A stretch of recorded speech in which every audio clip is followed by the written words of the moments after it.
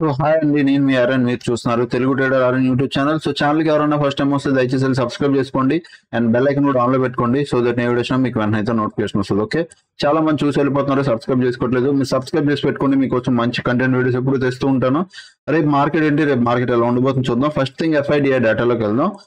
ఎఫ్ఐడిఐ డేటాలో ఓకే, నిన్న 20న ఏం జరిగింది, ఒక మా సెల్లింగ్ జరిగింది. ఆల్మోస్ట్ 10,000 CR దగ్గర సెల్లింగ్ జరిగింది. ఓకే, దీనివల్ల మార్కెట్ ఇంపాక్ట్ పడిపోద్ది అంటే కాదు, దాన్ని చూపిస్తాను అది ఎక్కడ ఇంపాక్ట్ పడుతుంది, దాని ఇంపాక్ట్ పడే మూమెంటం ఎంత ఉంటుందని. దీని ముందు ఎప్పుడు 10,000 CR రాలేదా? వచ్చింది కదా కంటిన్యూగా, చాలా సార్లు అప్పుడు కంటిన్యూగా మార్కెట్ లో సెల్లింగ్ చేస్తూనే ఉన్నారు. ఇగో 9 CR దగ్గర వచ్చిందా, కంటిన్యూగా వచ్చింది. ఇప్పుడు ఇలా ఈ రోజు కూడా, ఇప్పుడు కూడా అంతే 10 CR దగ్గర వచ్చింది అంటే దాని అర్థం ఒక రోజులో 10 CR వచ్చిందంటే పడిపోతుంది అని కాదు.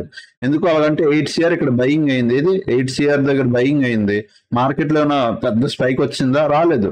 అలాగే 10 CR దగ్గర కూడా సెల్లింగ్ జరిగింది. ఈ రోజు ఏమైనా మార్కెట్ లో పెద్ద ఫాల్ వచ్చిందా? రాదు.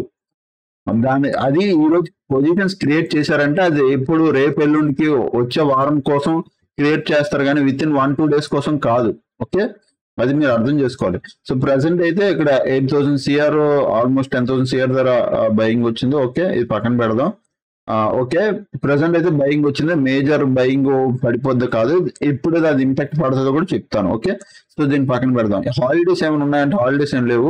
అండ్ న్యూస్లు ఏమైనా ఉన్నాయంటే న్యూస్లు 28th మాత్రమే ఉంది. మధ్యలో ఇంకేవి ఇంపాక్ట్ చేసేంత పెద్ద న్యూస్లు అయితే ఏం లేవు. ఎవరికైనా ఇవేమైనా ఇంపాక్ట్ చేస్తాయి అనిపిస్తే వాళ్ళు చూసుకోండి, బట్ ఇవి మార్కెట్కి ఇంపాక్ట్ చెయ్యు, నేను చెప్తున్నాను. సో దీన్ని పక్కన పెడదాం. ఇప్పుడు డేటా పాయింట్లోకి వెళ్దాం. డేటా పాయింట్లో నిఫ్టీ 50 చూడండి.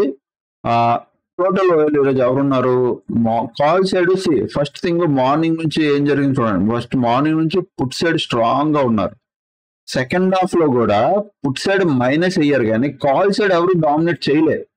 ఈ రోజు మీరు గుర్తు పెట్టుకోవాల్సింది అది. రెండు స్ట్రక్చర్లు చూపిస్తాను, అబ్జర్వ్ చేయండి. మార్నింగ్ నుంచి put side heavy open interest, తర్వాత సెకండ్ హాఫ్ లో మార్కెట్ బాగా పడింది, తర్వాత కొద్దిగా టైం పాస్ చేసింది.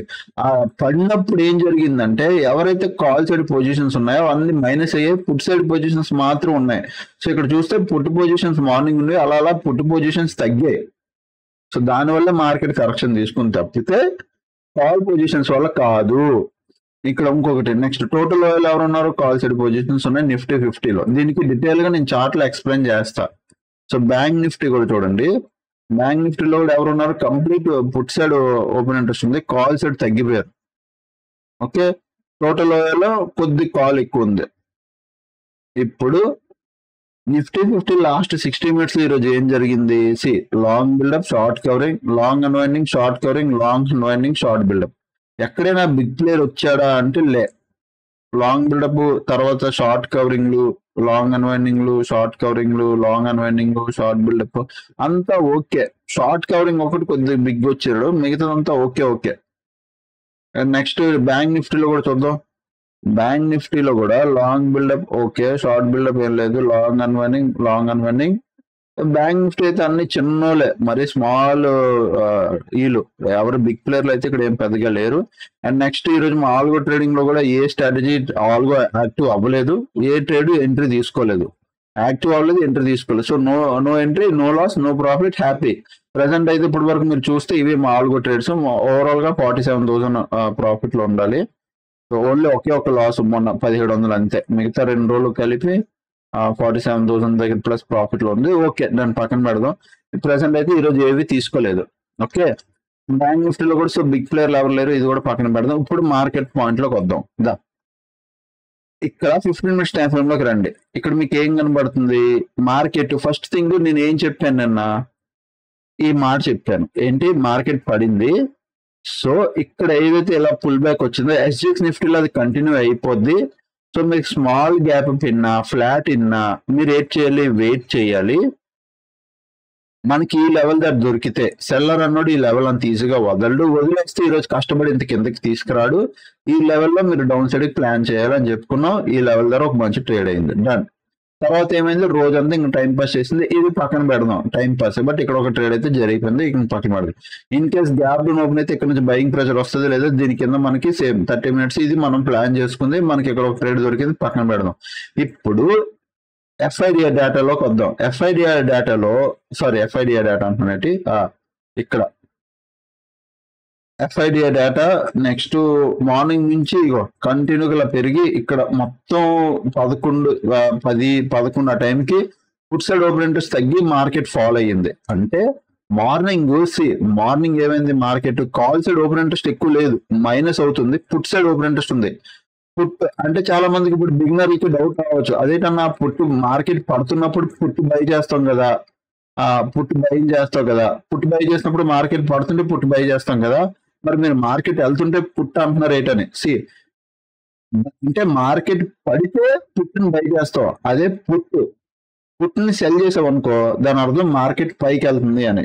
సో ఇది మన market Indian market seller market కాబట్టి మనం సెల్లర్ పాయింట్ ఆఫ్ వ్యూ నుంచి ఆలోచించాలి, బయర్ పాయింట్ ఆఫ్ వ్యూ నుంచి కాదు.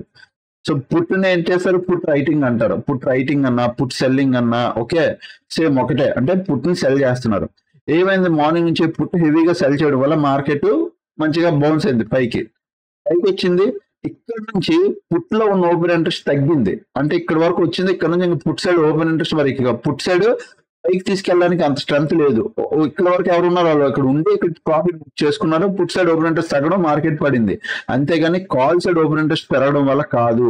సో సెల్లర్ అన్నాడు ఇక్కడ ఉన్నవాడు మేజర్ యాక్టివ్ అవ్వలేదు. ఇక్కడ మీరు అబ్జర్వ్ చేయాల్సిన థింగ్ ఇది సెల్లర్ రెసిస్టెన్సే. మనం ఏమనుకున్నాం, ఇక్కడ సెల్లర్ అంత ఈజీగా పాయింట్ వదలడు, సో ఇక్కడ వస్తుందని.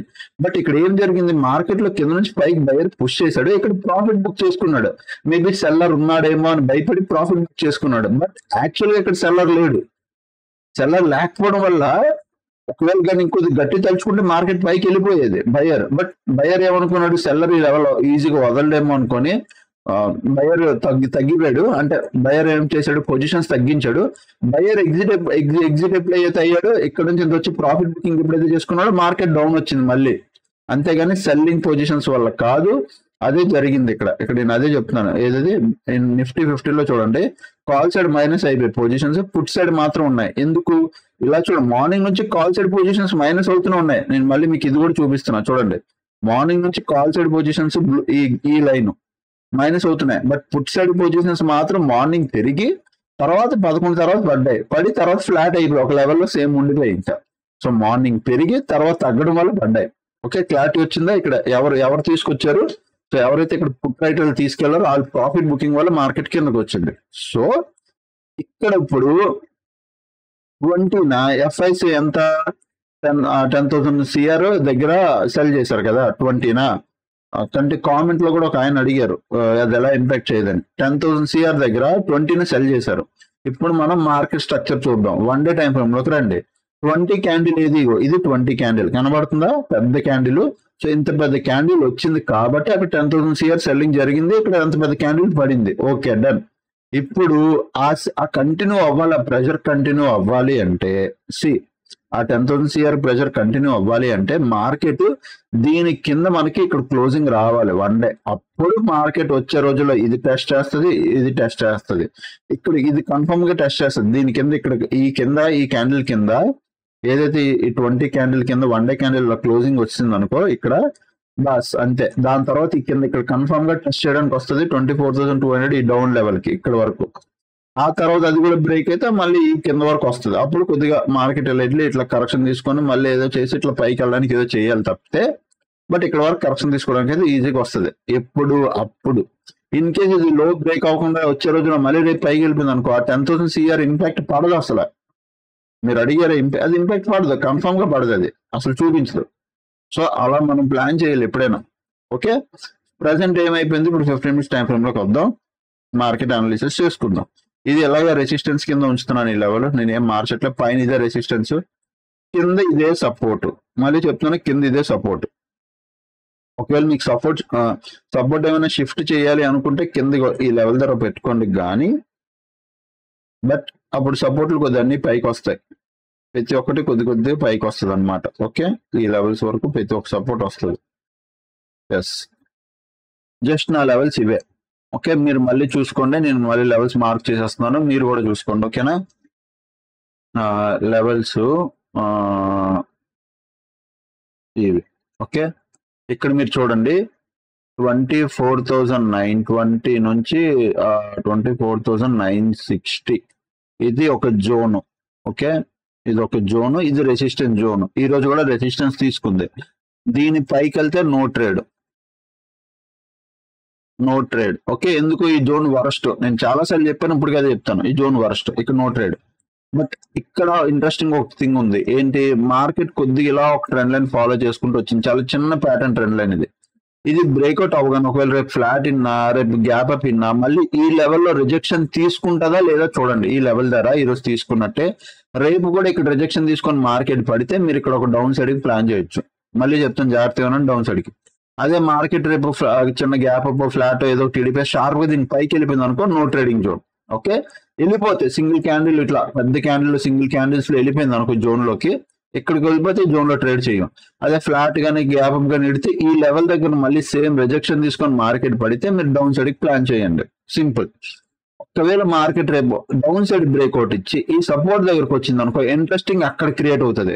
ఇక్కడ సపోర్ట్ దగ్గరకు వచ్చింది అనుకో 24,680, ఇక్కడికి వచ్చిందంటే ఇంట్రెస్టింగ్ అక్కడ అప్పుడు క్రియేట్ అవుతుంది. ఇక్కడ నుంచి సపోర్ట్ తీసుకుంటుందా, అప్ సైడ్ కి తీసుకుంటుందా, లేదా ఇక్కడ నుంచి ఇంకా డీప్ కరెక్షన్ తీసుకొని ఈ మేజర్ సపోర్ట్ తీసుకుంటుందా? ఏది 24,520 ఈ మేజర్ సపోర్ట్ తీసుకుంటుందా? ఇది ఇంట్రెస్టింగ్ అవుతుంది. ఎప్పుడు? రేపు. మళ్ళీ చెప్తున్నా, రేపు ఒకవేళ మార్కెట్ ఈ ఈ ఛానల్ బ్రేక్ చేసి కిందకి వస్తే 24,680 దగ్గర ఇక్కడ తీసుకుంటుందా, లేదా ఇక్కడ నుంచి ఇంకా డీప్ కరెక్షన్ తీసుకుని 24,520 ఈ లెవెల్ దగ్గర తీసుకుంటుందా? మళ్ళీ చెప్తున్నాను, ఇది ఒక సింగిల్ లైన్ కాదు. అంటే ఓన్లీ 24,680 అన్నాను కదా, 24,680 దగ్గర ఒక లైన్ పెట్టుకొని కూర్చోవద్దు. ఇట్ ఈస్ ఎ జోన్, ఒక చిన్న జోన్.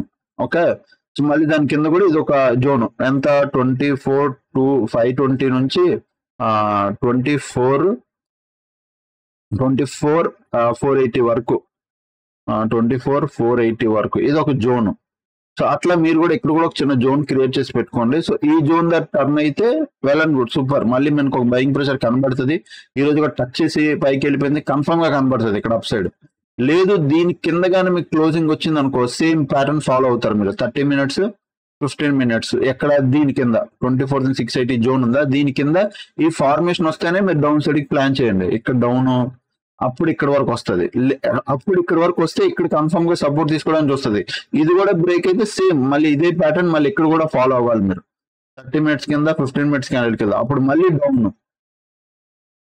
ఇక్కడ డౌన్. ఓకే, దీని కింద ఇది జోన్స్, ఈ జోన్ల కిందే ఇదొక జోన్, ఇదొక జోన్. దీని కింద మీరు డౌన్ సైడ్ కి ప్లాన్ చేస్తారు. సింపుల్ గా. లేదు మిగతాదంతా నేను చెప్పాను. ఫ్లాట్ ఓపెన్ అయ్యినా, గ్యాప్ అప్ ఓపెన్ అయినా, మార్కెట్ ఇక్కడ రెసిస్టెన్స్ తీసుకుందంటే ఇక్కడ డౌన్ సైడ్ కి ప్లాన్ చేస్తారు. అప్ సైడ్ కి ఎక్కడ ప్లాన్ చేస్తారో ఇక్కడ అప్ సైడ్ కి ప్లాన్ చేస్తారు. ఒకవేళ దీని కింద మనకి ఈ ఫార్మేషన్ క్లోజింగ్ లో దొరికితేనే డౌన్ సైడ్ కి ప్లాన్ చేస్తారు, లేకపోతే లేదు. ఓకే, క్లియర్ అనుకుంటున్నాను నేను. సేమ్ ఇప్పుడు సెన్సెక్స్ కూడా వెళ్దాం. సెన్సెక్స్ కూడా చెప్తాను కాబట్టి సేమ్ నిఫ్టీ అండ్ సెన్సెక్స్ ఒకేలా ఉంటాయి కాబట్టి మీకు మచ్ మోర్ క్లారిటీ వచ్చేస్తుంది. ఓకే, సెన్సెక్స్ ఫస్ట్ దీన్ని రెడ్ కలర్ పెట్టుకుంటాను. ఇది ఒక రెసిస్టెన్స్ ఇలా పెట్టుకున్నాం. ఓకే, ఇప్పుడు సపోర్ట్ కొద్దిగా మారిద్ది పైకి, ఈ లెవెల్ దాకా సపోర్ట్ వస్తుంది. ఆ కింద ఇంకొక లెవెల్ సపోర్ట్, ఏది? ఈ లెవెల్. మిగతాదంతా యాస్టీస్ అలా ఉన్నాయండి. ఇప్పుడు మీరు ఎగ్జాక్ట్ గా ఇలా పెట్టుకోండి సపోర్ట్ లో. ఓకే, ఫస్ట్ సపోర్ట్ 81,200 నుంచి 81,350 నుంచి 200 ఇది ఒక జోన్. ఇక్కడ మీరు ఒక జోన్ పెట్టుకోండి, ఇది సపోర్ట్. తర్వాత కింద ఇది ఒక జోన్. ఈ జోన్ ఏమో 80,900 నుంచి 80,800 ఈ 100 points జోన్. ఇది రెండు మేజర్ సపోర్ట్లు. ఓకే, ఇక్కడ నేను సపోర్ట్ అని రాస్తాను చూడండి. రెసిస్టెన్స్ కి వచ్చేసరికి 82,000 నుంచి 81,900 ఈ 100 points ఇది ఒక రెసిస్టెన్స్. ఈ రోజు మార్కెట్ అక్కడే కరెక్షన్ తీసుకుంది. నిన్న చెప్పినట్టు ఇక్కడ ఒక మంచి ట్రేడ్ అయ్యింది. Okay, done. పైన మాత్రం 82,500 పైన మనకి వన్ డే క్లోజింగ్ వస్తేనే మనం అప్ సైడ్ కి ప్లాన్ చేస్తాం. దీని పైన మాత్రమే మనకి వన్ డే క్లోజింగ్ వస్తే అప్ సైడ్ కి ప్లాన్ చేస్తాం, లేకపోతే లేదు, వదిలేండి పక్కన. ఈ జోన్ లో కానీ మార్కెట్ వచ్చిందంటే నో ట్రేడ్. సేమ్ నిఫ్టీ కూడా అంతే. ఓకే, ఈ జోన్ లోకి వస్తే అంటే మార్కెట్ రేపు ఇక్కడ ఇలా ఛానల్ ఉంది. నిఫ్టీ ఈవెన్ సెన్సెక్స్ కూడా అంతే. ఫ్లాట్ ఓపెన్ అయినా, గ్యాప్ అప్ ఓపెన్ అయినా, షార్ప్ సింగిల్ క్యాండిల్ ఈ జోన్ లోకి వచ్చింది అనుకో, ఈ జోన్ నో ట్రేడ్. ఇక్కడ మనం ఏ ట్రేడ్ ప్లాన్ చెయ్యం. Simple, done. ఒకవేళ మార్కెట్ ఈ జోన్ దగ్గర ఈ లెవెల్ దగ్గర వచ్చి ఆగి ఇక్కడ హాల్ట్ ఏమైనా అంటే ఫ్లాట్ గానీ గ్యాప్ అప్ గానీ ఏదైనా ఇక్కడికి వచ్చి ఇక్కడ హాల్ట్ ఇక్కడ నుంచి రిజెక్షన్ తీసుకుంటే మళ్ళీ మనం డౌన్ సైడ్ కి ప్లాన్ చేస్తాం. ఈ రోజు ఎలా ప్లాన్ చేస్తాం, సేమ్ అలాగే డౌన్ సైడ్ కి ప్లాన్ చేస్తాం. Simple. In case market flat గానీ గ్యాప్ అప్ గానీ ఓపెన్ అయ్యి కింద సైడ్ వచ్చింది అనుకో, గ్యాప్ అప్ ఓపెన్ అయ్యి కిందకి రాదు, ఒకవేళ ఫ్లాట్ గానీ చిన్న గ్యాప్ డౌన్ గానీ ఇంకేదైనా ఓపెన్ అయ్యి ఈ కింద సైడ్ వచ్చింది అనుకో, ఈ లెవెల్ ఉంది చూసారా, ఈ లెవెల్ దగ్గర ఇక్కడ సపోర్ట్ తీసుకొని అప్ సైడ్ కి వెళ్తుందా లేదా మీరు చూడాలి. అప్ సైడ్ కి వెళ్తే మీరు అప్ సైడ్ కి ప్లాన్ చేయండి. లేదు ఇది బ్రేక్ అయ్యి కిందకు వస్తుంది అంటే అప్పుడు మీరు ఏ ఫార్మేషన్ ఫైండ్ అవుట్ చేయాలి, 30 minutes క్యాండిల్ కింద 15 minutes క్యాండిల్ క్లోజింగ్ ఫార్మేషన్ ఇక్కడ ఫైండ్ అవుట్ చేయాలి. అండ్ ఇక్కడ మేజర్ ప్రాబ్లం ఏముంది తెలుసా, ఇక్కడ నుంచి ఇక్కడికి వెంటనే విత్ ఇన్ సెకండ్స్ లో వచ్చేస్తుంది మార్కెట్. ఎందుకు, సింగిల్ క్యాండిల్ వచ్చేస్తుంది. ఇక్కడ పెద్ద డిస్టెన్స్ ఏం లేదు, 81,200 నుంచి 80,900, ఈ 400-500 పాయింట్స్ తక్కువ సింగిల్ క్యాండిల్ వచ్చేస్తుంది సెన్సెక్స్. సో ఇక్కడ పాయింట్ మనం బాగా ఇప్పుడు ట్రేడ్ చేయొచ్చు. ఈ లెవెల్ కూడా క్లోజ్ అయ్యి దీని కింద కూడా 30 minutes క్యాండిల్ కింద 15 minutes క్యాండిల్ క్లోజ్ వస్తే ఇక్కడ ఒక స్కాల్ప్ చేయొచ్చు విచ్ అన్నది. బట్ ఒకవేళ ఇక్కడ సేమ్ ఇదే లెవెల్ కింద సేమ్ ఫార్మేషన్ మళ్ళీ మీకు దొరికితే ఇక్కడ మళ్ళీ మీరు ఒక డౌన్ సైడ్ కి ప్లాన్ చేయొచ్చు. నేను ఇక్కడ డౌన్ సైడ్ కి ఎప్పుడు ప్లాన్ చేయొచ్చు అంటున్నాను, బాగా వినండి. ఈ లెవెల్స్ కింద మనకి ఫార్మేషన్ అంటే 30 minutes క్యాండిల్ ఇక్కడ ఈ కింద క్లోజింగ్ వచ్చి లెవెల్ కింద క్లోజింగ్ వచ్చి దాని కింద 15 minutes క్యాండిల్ క్లోజింగ్ వస్తే అప్పుడు మనం డౌన్ సైడ్ కి ప్లాన్ చేస్తాం. ఒకవేళ అలా రాకుండా మార్కెట్ ఏం చేసింది, షార్ప్ గా ఇక్కడ నుంచి ఇక్కడ పడి ఇక్కడ సపోర్ట్ తీసుకున్నా, లేదా షార్ప్ గా ఫాస్ట్ ఇక్కడ పడి ఇక్కడ సపోర్ట్ తీసుకున్నా, ఇక్కడ నుంచి కూడా మీరు అప్ సైడ్ కి ప్లాన్ చేయొచ్చు. ఇక్కడ అప్ సైడ్ ప్లాన్ చేయొచ్చు, ఇక్కడ అప్ సైడ్ కి ప్లాన్ చేయొచ్చు. బట్ అది మార్కెట్ డిసైడ్ చేస్తుంది. షార్ప్ గా పడి ఇక్కడ హాల్ట్ అవుతుందా, లేదా షార్ప్ గా పడుతూ వెళ్ళిపోతుందా. పడుతూ వెళ్ళిపోతే సేమ్ ఈ ఫార్మేషన్ దొరికితే మీరు దూరిపోండి డౌన్ సైడ్ కి. లేదు ఇక్కడ హాల్ట్ కొద్దిగా టైం పాస్ చేసి హాల్ట్ మెల్లి పైకి టర్న్ అయింది అంటే అక్కడ అప్ సైడ్ కి ప్లాన్ చేయొచ్చు, ఇక్కడ అప్ సైడ్ కి ప్లాన్ చేయొచ్చు. బట్ ఈ లోపల ఏం లేదు, మళ్ళీ ఇక్కడ రెసిస్టెన్స్ ప్లాన్ చేస్తాం, ఇక్కడ అప్ సైడ్ కి ప్లాన్ చేస్తాం, డౌన్ సైడ్ కి ప్లాన్ చేస్తాం, ఇక్కడ అప్ సైడ్ కి ప్లాన్ చేస్తాం, డౌన్ సైడ్ కి ప్లాన్ చేస్తాం. డిపెండ్స్ మార్కెట్ క్లోజింగ్ ఎటు వస్తుంది. అప్ సైడ్ వస్తే అప్ సైడ్ క్లోజింగ్ వస్తే అప్ సైడ్ ప్లాన్ చేస్తాం, అదే డౌన్ సైడ్ వస్తే డౌన్ సైడ్ కి. ఇక్కడ రెసిస్టెన్స్ మీకు చెప్పాను, ఈ లోపల ఉంటే నో ట్రేడ్. ఈ పైకి ఇంకా పైకి 1 day క్లోజింగ్ వస్తే తప్ప మనం ఫుల్ ఫ్లెడ్జ్డ్ గా కూర్చోలేం. ఇది సెన్సెక్స్ అండ్ నిఫ్టీ సేమ్ రెండు ఒకేలా ఉంటాయి కాబట్టి ఒకేలా ట్రేడ్ చేస్తాం, ఇంకేం లేదు. అండ్ అంతే, ఈ రోజు ఇంకేం లేదు. అదే ఫ్రీ టెలిగ్రామ్ గ్రూప్ అప్డేట్ అయితే ఇవ్వట్లేదు నేను, అంతే. ఓకేనా? సో ఇంకెవరైనా ఛానల్ కి ఫస్ట్ టైం వస్తే దయచేసి సబ్స్క్రైబ్ చేసుకున్నప్పుడు కలిగే వీడియోస్ చూస్తుంటే ఎంజాయ్ చేస్తుంటే. Love you all, take care అండి. ఎవరైనా A to Z course join అవ్వాలంటే నెంబర్కి మెసేజ్ చేయండి. ఓకేనా? థ్యాంక్స్ ఫర్ వాచింగ్ అండి. By by, take care.